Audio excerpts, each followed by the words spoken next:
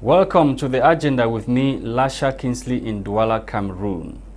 Customer experience could be defined as a customer's holistic perception of their experience with a business or a brand. Up to 73% of customers or companies with above average customer perform better financially than their competitors. However, in Cameroon, the notion of customer experience is still a far-fetched dream. While 80% of brands and business owners claim to master their customer experience, the customer's impression is only 70% in reality. The fourth edition of Cameroon's Customers Experience Summit has just been organized in Douala, Cameroon by Touchpoint Group. We are joined tonight by the Head of Research and Certification at Touchpoint. Dr. Sundjo Fabien is my guest tonight. I'll be right back after this short jingle break.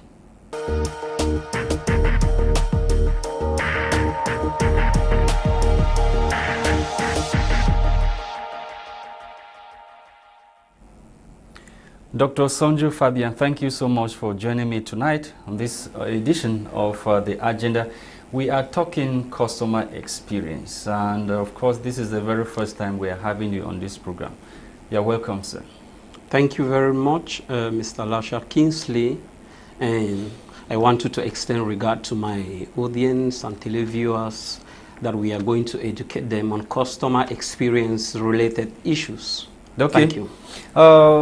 Can you help me understand or paint the picture of customer experience in Cameroon? As far as the picture painting of customer experience is concerned in Cameroon, it is important to highlight that in Cameroon there is no data that talks about customer experience. And most of the time when we refer to customer experience, we use imported data.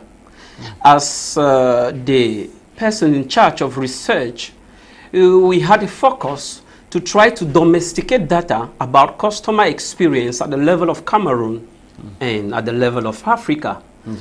And now I can assure you that there is now data. There's an index that exists at the level of Cameroon, and many African countries don't yet have that index.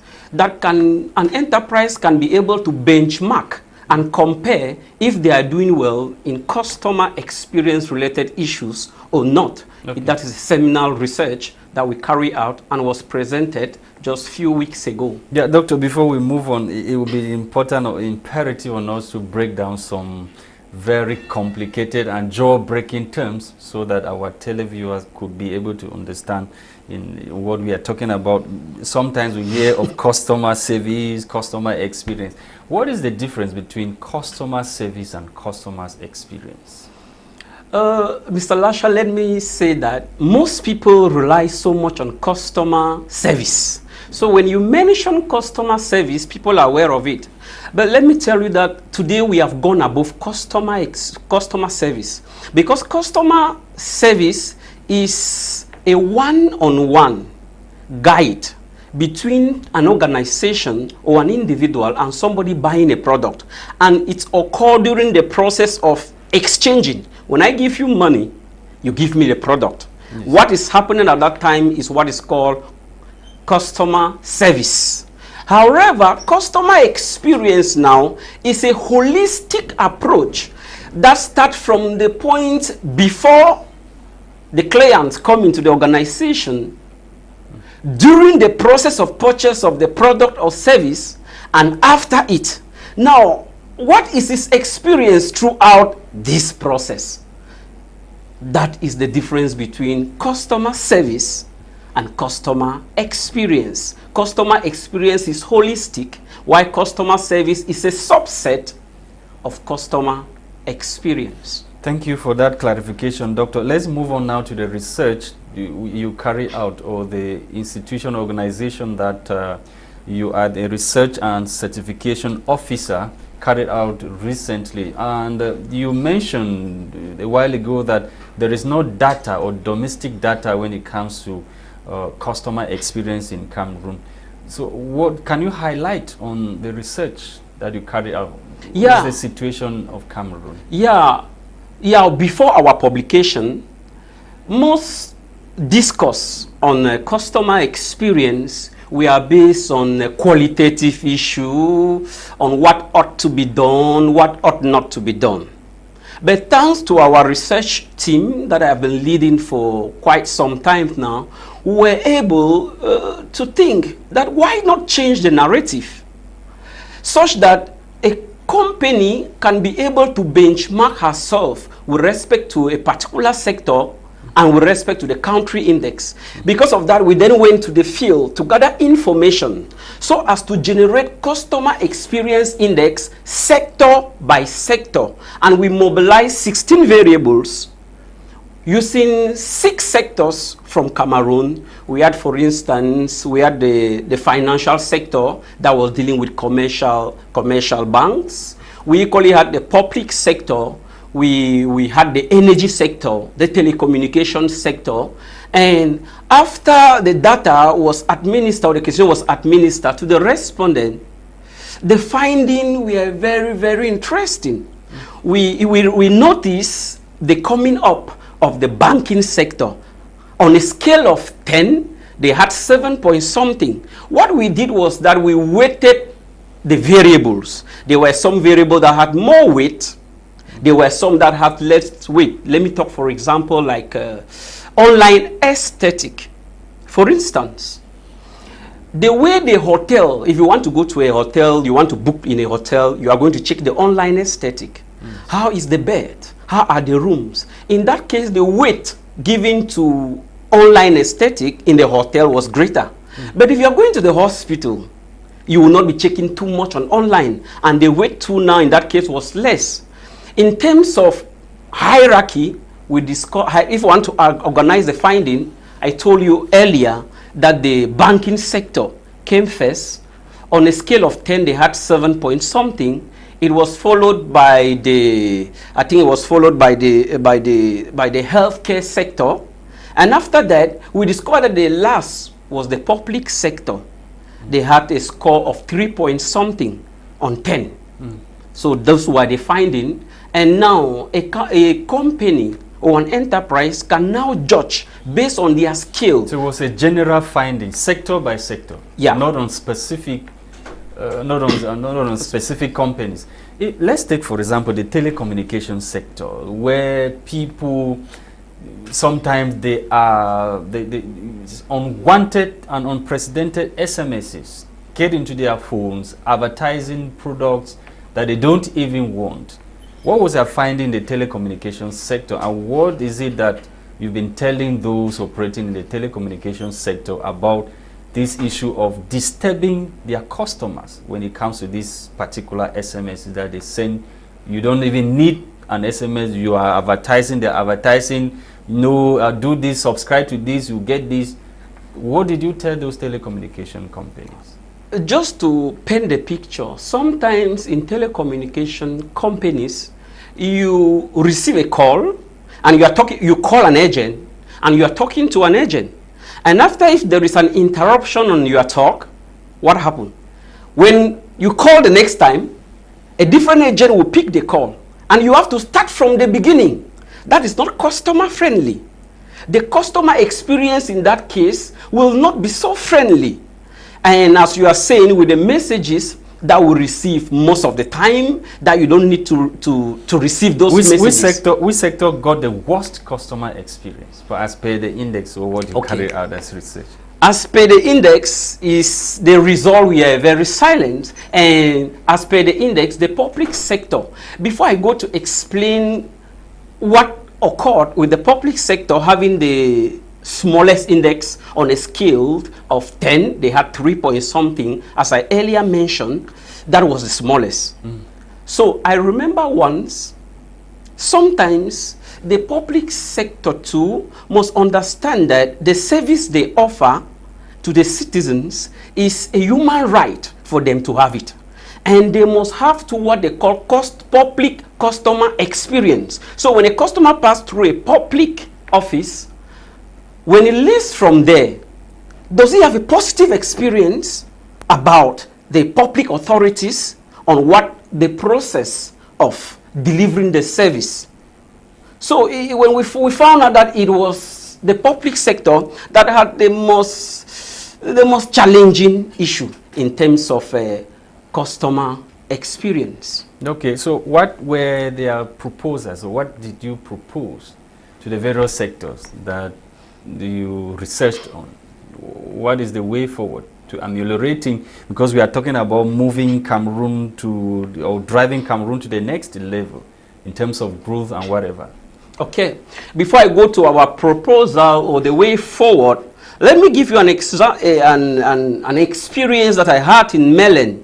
One time I was in Melen, and they had just signed something in Yaoundé about the fact that a taxi was not supposed to carry 2 people in front. I think about 4 years ago. And when I saw a taxi coming, and a uniformed man had to stop the taxi, and I was standing there watching. And after some discussion and the rest of the things, the taximan came back, sat on that same taxi, and continued with those 2 people. So I went to those uniformed men and exchanged with them. When I exchanged with them, that no, they were supposed to ask the driver to remove 1 person and continued. But when I said they were not welcoming, Mr. Lasha, I took my call, and I called 1,500. That day I was very shocked. When I called, a woman responded and said, "What is the issue?" I said, "This is what has happened," and I explained everything that took place. I don't want to paint the picture. When I explained everything that took place, she said, are you a taxman? And I said, no. Was the exchange of money, was it your money? I said, no. And she asked me, what is your problem then? How does it concern you?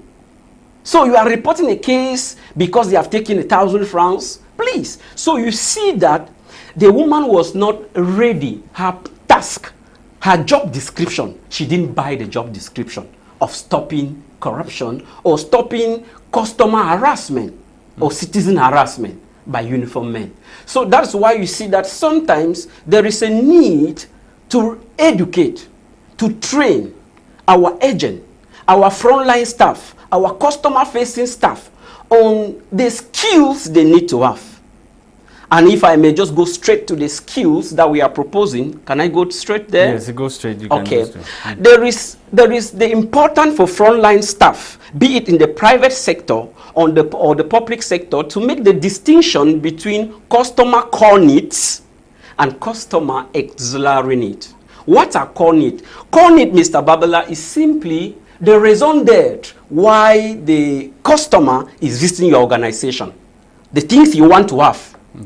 Auxiliary need now are the procedure of supplying his core need to make the audience to understand, to let it be clear. When you go to the hospital, your core need when you are sick is to be well. You want to be well.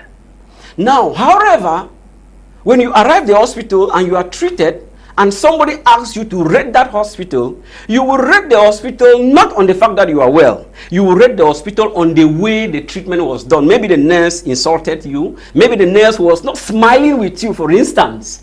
When you are asked now to rate the hospital, you will rate the hospital based on auxiliary need.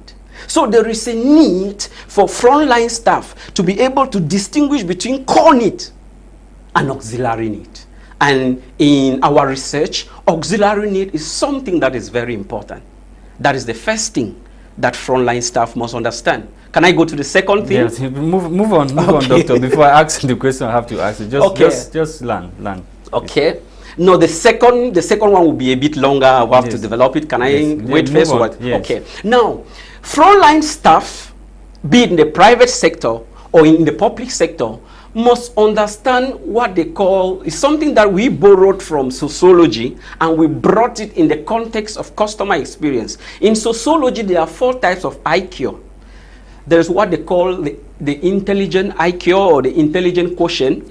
There's the emotional quotient, there's a social quotient, and finally there's the adversity quotient. The first one that I refer to as the intelligent quotient is the ability of an individual to be able to solve math, to read and memorize, and to retain things, and to restitute them. That is the first one. The second one, based on emotional intelligence, is the capacity for an individual, for instance, to make peace, come to work on time. And social intelligence is the capacity to make a network of friends. And the last one, adversity intelligence, is the capacity to move through a rough path without losing your brain. When we transpose this to the customer experience, we now say the first one, intelligent quotient, is the capacity for the frontline staff to master the product that is selling, to master the quality of the product, and to communicate it well. That's the technical skills. And most organizations focus on these technical skills, and that is not the key thing. Now, when we move now to the emotional intelligence, is a capacity for the frontline staff to be able to make peace with the staff, to come to work on time. So any frontline staff, you don't need only to master the technical skill, you need emotional quotient. Yes. And after that, we have what they call the social quotient. It's a capacity for the frontline staff to make peace with a customer that you see for the first time. You meet somebody for the first time, you create a cordial relationship with the person, and you can discuss with the person, how is the family, how is the weather, and you smile. That is it. Whereas now in the adversity quotient, it measures the capacity for the frontline staff to be able to pass through a difficult client. So once the frontline staff, be it in the public sector or in the private sector, can harness these skills, the customer experience will be wow. But we in Cameroon, we have mostly aggressive customers, because there are different types of customers. Very aggressive customers and customers that are stubborn. How can you handle these different types of customers with what you are explaining? Okay. Be able to bring them together? In order to handle very difficult customers, it is important to understand that the enterprise is functioning and is making money thanks to the customer. At first, Mr. Lasha, the customer, the enterprise was assumed to be the king. And their competition was based on three things: the price, the product, and the place. But with the advent of technology, things have turned, and the customer has become the king. He masters all the information. Somebody can just take a product and enter an organization and they clone it. So now enterprise cannot compete based on these three. They now use customer experience as a competitive tool. So even if the customer is hard and is difficult, remember that you as the frontline staff, you are still supposed to have the tenacity to play your role and not to lose your brain. Because you enter some organization or some business environment or places, the moment you get there and propose a price that you have to pay for the product, you get but an insult. Somebody just insult you, and this issue of change, when you don't have change, you get into a place, you want to get something, there is no cash, you are insulted.